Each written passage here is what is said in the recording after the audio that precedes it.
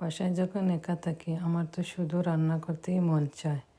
আপনাদের কিও তাই? চলেন সবাই আজ একসাথে রান্না করি। হ্যালো ফ্রেন্ডস, আসসালামু আলাইকুম। যে যেখান থেকে আমার এই ভিডিওটা দেখতেছেন সবাইকে অনেক অনেক ভালোবাসা। আজকে রান্না করব চিকেন, ডিম আর সাদা পোলাও। প্লিজ যারা যারা এখনও ভিডিওটিতে একটা লাইক দেও নাই, প্লিজ সবাই একটা করে লাইক দিয়ে দাও।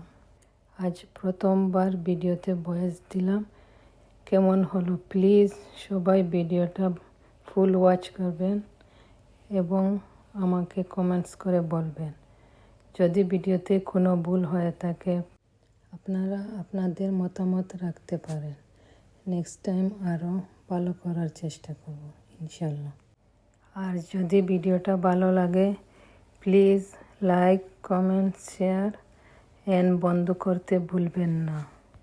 এই যে চিকেনটা একটু ফ্রাই করে নিতেছি, একটু ভালো করে লাল লাল করে ফ্রাই করে নিব। এদিকে এই যে পোলাওটা রান্না করে নিতেছি একটু। এই যে সবাই তো বাইরে যখন এসে দেখবে আজকের রান্নাটা সবাই তো খুশি হয়ে যাবে। ফ্যামিলিকে খুশি করতে বেশি কিছু লাগে না, এইরকম মাঝে মধ্যে ইয়ামি ফুড রান্না করে দিলেই ওরা খুশি হয়ে যায়। যখন বাইরে থেকে এসে মজার খাবার দেখে সবারই মন ভরে যায়, সারাদিনের ক্লান্তিটা দূর হয়ে যায়। বাসায় ছিলাম তো বললাম আজকে একটু ভালো কিছু রান্না করে।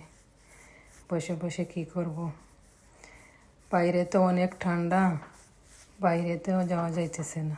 কি করি, -15 এরকম, এরপরে স্নো পড়ে আছে। কি করা যায় এই ঠান্ডায়? কি বাইরে চলাফেরা করা যায় না, অনেক কষ্ট হইতেছে। এই যে এইদিকে আমার চিকেনটা রান্না হয়ে যাইতেছে। এই যে একটু পানি দিয়ে দিলাম, এই যে একটু মরিচ দিয়ে দিলাম। আর কি, রান্না তো সবাই তো জানে, জাস্ট এক একজনের রান্নার স্টাইল এক এক রকম। এই দেখেন লুকটা কীরকম হয়েছে। একটু ধনিয়া পাতা দিয়ে দিলাম। আমি জানি না সবাই কীরকম, আমি তো সব কিছুতেই এই যে ধনিয়া পাতাটা না দিলে আমার হয় না। মাংস বলেন, মাছ বলেন, যেইটাই বলেন, সব কিছুতেই আমার লাগবেই এই ধনিয়া পাতাটা। প্লিজ সবাই একটু বলবেন আমার ভিডিওটা আজকে কীরকম হয়েছে, আর সবাই আমার সাথে থাকবেন প্লিজ। আপনারা সবাই যদি ভালোবাসা দেন তাহলে আমি কন্টিনিউ এইরকম নতুন নতুন ভিডিও নিয়ে আসবো আর আপনাদের সাথে কথা বলবো। থ্যাংক ইউ সবাই সাথে থাকার জন্য। Bye bye.